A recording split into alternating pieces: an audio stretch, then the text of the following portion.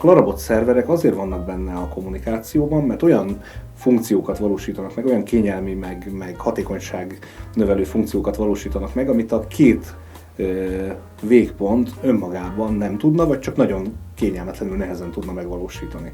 És igen, emiatt bekerülnek a rendszerbe plusz szereplők, de ezek a plusz szereplők, ezek mondjuk egy banki rendszernél is benne vannak a kommunikációban, amikor a netbankot használjuk otthonról, vagy bárhonnan a világból, akkor különböző routereken, különböző hálózati eszközökön megy keresztül a kommunikáció.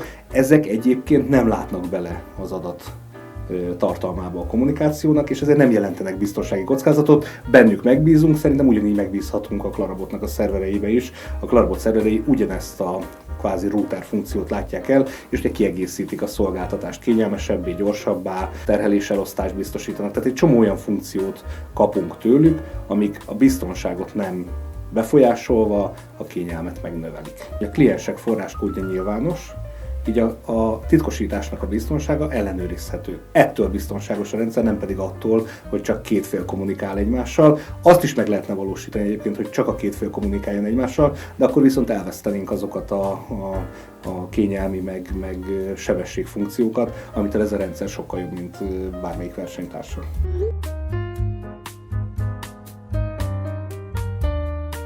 Ez szerintem egy fordítási probléma lehet, vagy valami félreértési probléma. Mi nem azt mondjuk, hogy a NAS-ok kizárólag a helyi hálózaton elérhetőek. Nekem is egy Synology NAS-om van, ami tudja azt, hogy bárhol, bármilyen eszközről el szeretném érni az otthonomat. Persze ehhez ki kellett nyitnom otthon bizonyos kapukat, ami azért jelent némi biztonsági kockázatot, de a funkció elérhető bárhonnan, de ez egy olyan NAS. A NAS-ok egy nagyon széles skálán mozgó szolgáltatást biztosítanak. Nagyon sok eszköz van. NAS-nak tekinthetünk egy olyan Winchester-t is, ami egy USB-n rá van dugva a számítógépre, és azért azok a NAS-ok, amik ilyen csökkentett funkcionalitással bírnak, azok azért nem adják azt a lehetőséget, amit mondjuk egy Synology vagy egy Western Digital megoldás, de itt nem is ez volt az, amit mi sugallni akartunk, mi annyit akartunk csak mondani, hogy amikor van egy olyan storage-od, ami nem rendelkezik ezekkel a kényelmi hozzáférési funkciókkal, azt a Clarabot megoldás fel tudja okosítani úgy, hogy hozzáférhetőek legyenek.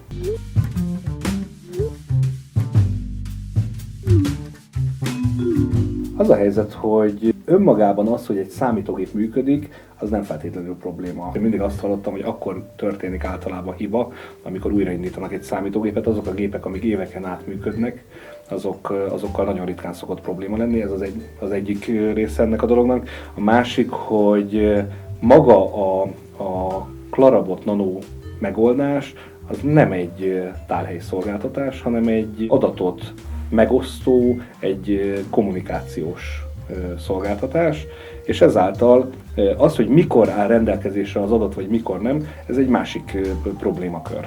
Annak, akinek például nincsen szüksége titkosított kommunikációra, hanem elhiszi, hogy az a szolgáltató, aki ezt a felhőszolgáltatást adja neki, ez majd megfelelően kezeli az adatait és nem szolgáltatja ki, és mindent elhisz, amit el szeretne hinni, annak egyébként nyilván nem ér ez a szolgáltatás extra pénzt, és nem akar plusz költségeket vállalni. Mi nyilván azoknak céloztuk ezt a megoldást, azoknak a felhasználóknak, akiknek ez egy érték, hogy megbizonyosodhatnak arról, ha akarnak ők maguk is, hogy az adataik azok kizárólag náluk, meg annak a másik félnek a birtokában vannak, akikkel meg kívánják osztani. Ez az ingyenesség, ezzel mindig is volt problémám, mert mindig azt gondoltam, hogy ha valamilyen nem kell fizetni, ott előbb-utóbb én leszek a termék, és ez egy nagyon álszent dolog. Én azt gondolom, én a streaming szolgáltatók első előfizetői közé tartoztam, ahogy megjelentek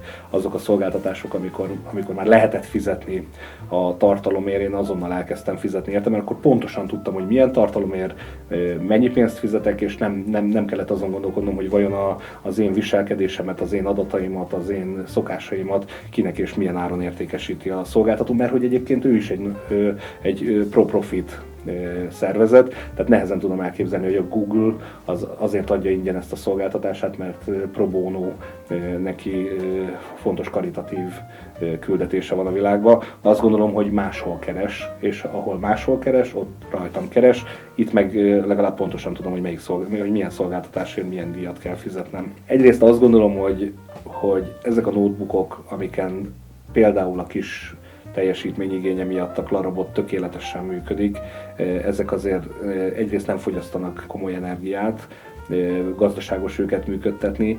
Én azt is gondolom, hogy kiindulva mondjuk a nálam egy generációval fiatalabb gyerekeimben, akiknek folyamatosan megy a számítógépük, és akkor most tipikusan nem egy üzleti felhasználást hoztam példának, mert ott aztán végképp nem hiszem, hogy probléma, hogy egy vállalatnál mondjuk betenni a szerverterembe egy-két olyan eszközt, ami folyamatosan áram alatt van és működik, de még a magánfelhasználóknál sem ritka az, hogy folyamatosan működnek a gépeik.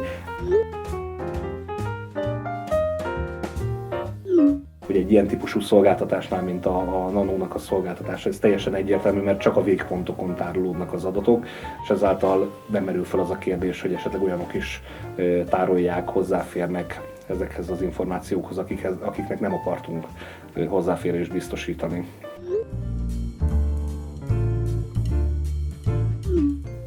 Egy példával élnék ebben az esetben. A bicikli és az autó esetében az autó a biciklinek a 2.0-ás változata. El lehet jutni vele A-ból B-be, és hát igazából nem is értjük, hogy miért volt rá szükség, hogy kifejlesszük ezt a négykerekű megoldást. Azért aki már próbált eljutni öltönybe mondjuk az egyik irodaházból a másikba, az tudja, hogy mi a különbség a között, hogyha biciklivel indul el, vagy hogyha autóval. Ugyanezt a különbséget látom mondjuk egy DC++ és a Nano között. Igen, mind a kettő alkalmas arra, hogy egy peer-to-peer kapcsolatban adatokat osszunk meg egymással, viszont egy csomó olyan kényelmi funkció van a Nano-ban, ami a DC++-ban nincs benne. A Nano fejlesztése során óriási hangsúlyt fektetett rá a csapat, hogy egy kényelmes, gyors, optimalizált megoldást hozzon létre, és az volt a szempont, hogy olyanok is tudják használni, akik nem feketeövesek, sem az informatika, azon belül az IT biztonság, titkosítás területén, és nem akarnak nekiülni és 2-3 órán keresztül konfigurálgatni egy egyedi megoldást, hanem egyszerűen csak szeretnének biztonságosan és gyorsan megosztani adatokat. Egy csomó olyan szolgáltatást nyújt a Nano, ami a DC++-ban egyáltalán nem volt benne, előnézeti képeket ad a támogatott fájlokhoz, több felhasználónak biztosít hozzáférést az adott információhoz, terhelés megosztással segíti a kommunikációnak a hatékonyságát, gyorsítótárat használ, tetszőleges számban tud egy felhasználó szobákat létrehozni, és azokhoz megosztást csatolni. Ezek a DC++ világából kicsi huboknak tekinthetőek, melyek a tulajdonos igényei szerint lehetnek privátak vagy publikusak is. Nincs szükség saját hub szerverrel privát adatmegosztáshoz a Nanót használva. A telepített és beállított Nano kliensek a tulajdonosa távolról szabadon kezelheti, új megosztást tud létrehozni. Egy csomó olyan funkció van a Nano-ban, ami azt gondolom, hogy mondhatjuk azt, hogy 2.0, de akkor tegyük hozzá, hogy az 1.0 ezeket egyáltalán nem tudta, és nem csak egy kis ráncfelvarráson esett túl a két verzió között a megoldás, hanem egy teljesen új szolgáltatás set vált hozzáférhetővé.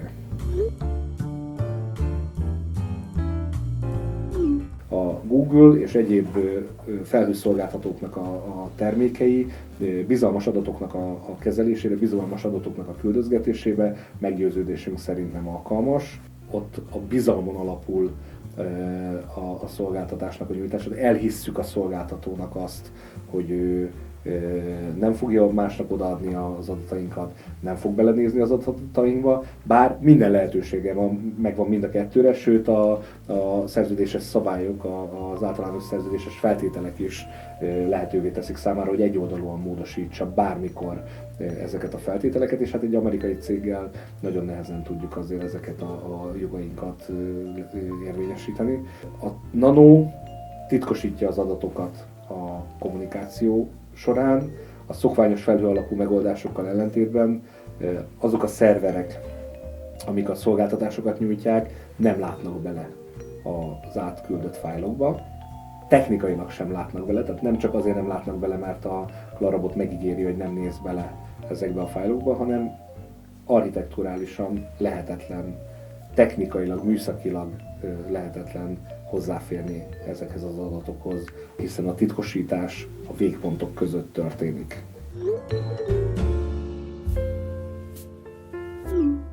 Ez bizonyos szempontból igaz, szerintem az emberiség fejlődése során vannak ciklusok, és egy ilyen ciklus könnyen lehet, hogy az adat továbbításban is megtalálható, de ez nem jelenti azt, hogy egy-egy ilyen ciklus során a két újrafeltalálás között nem történik egy óriási nagy szolgáltatásbeli különbség is. A Clarabotnak a megoldása kényelmi szempontból, biztonsági szempontból, funkcionális szempontból a korábban például vizsgált DC++-hoz képest hatalmas előrelépést jelent, és azt gondolom, hogy bár ugyanazt a funkciót valósítja meg, mint esetleg egy 15 vagy 20 évvel ezelőtti hasonló megoldás, de egészen más a használhatósága, a felhasználó élmény, sebesség egészen más, a kezelt adatoknak, a megosztható adatoknak a mennyisége, a fájloknak a mérete drasztikusan megnövekedett ebben a megoldásban, és én azt gondolom, hogy ez jelentős különbséget jelent, még hogyha az alapfunkció nagyon hasonlít, és ez már meg is van évtizedek óta más megoldásokban. Itt a Clarabot Nano Drive megosztásban keresni lehet a tartalomban, rengeteg olyan funkciót kapunk, ami eddig nem volt elérhető egyik a piacon levő versenytárs esetén sem.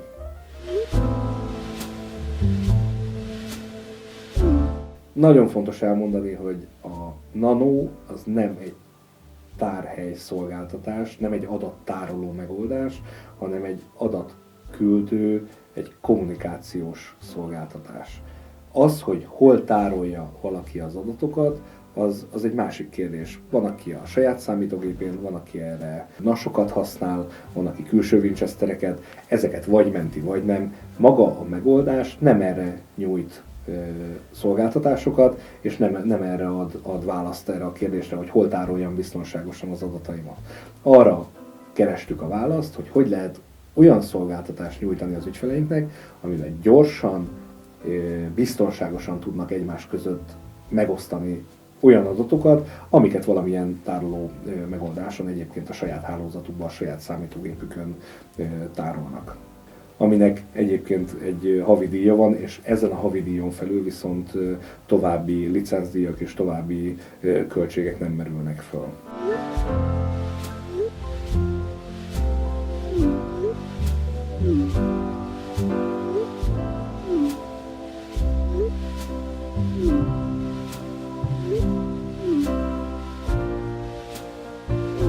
A Brian életében volt ez a jelenet, amikor megkérdezik, hogy mit kaptunk a rómaiaktól. Én ugyanezt érzem a Nanónál is, hogy mit kaptunk ettől a Clarabot Nanótól. Igen, nagyon gyors, bármikor, bármennyi embernek tudok megosztani fájlokat, egyébként titkosít, azért persze titkosít, de mit kaptunk még? Egyébként nagyon kényelmesen bárki föl tudja konfigurálni, bárki meg tudja osztani, létre tud hozni szobákat, létre tud hozni drive-okat viszonylag egyszerűen. Na jó, de mit kaptunk még ettől a szoftvertől? Hát az adataim biztonságban vannak, amikor átküldöm őket, függetlenül a méretüktől, nagyon hatékonyan, nagyon gyorsan, nagyon biztonságosan. Na jó, de mit kaptunk? És akkor itt az ember megkérdezi, hogy akkor mit keresünk még, ami nincsen benne ebben a szolgáltatásban. kapcsolva, miért is akarunk használni egy Google Drive megoldást, amikor ott mindezeket nem kapjuk meg egy szolgáltatótól. A felhőszolgáltatótól kapunk mondjuk egy állandó hozzáférést, ha alkalmazunk egy másik eszközt, az majd titkosít nekünk, egy harmadik eszköz, hogyha ne adj Isten, még fizetünk is érte, akkor nagyobb fájlokat is meg tudunk vele osztani, akkor egy negyedik eszköz alkalmas arra, hogy terhelés megosztást csináljon, és most meg megkapjuk ezt egy szoftverbe, és akkor a kérdés az, hogy miért is használnánk másik négyet helyette. Ez igaz, mert minden szolgáltatás gyorsabb tud lenni, hogyha egy VPN csatornán keresztül használod, de a Clarabot Nano-nál erre nincsen szükség, mert eleve kapod azt a titkosított kommunikációt, ami a titkosítás mellett, meg a biztonságos működés mellett is lehetővé teszi, hogy korlátlan mennyiségben és gyakorlatilag korlátlan mérettel tudsz adatokat küldeni, anélkül, hogy teljesítménycsökkenést érzékelnél.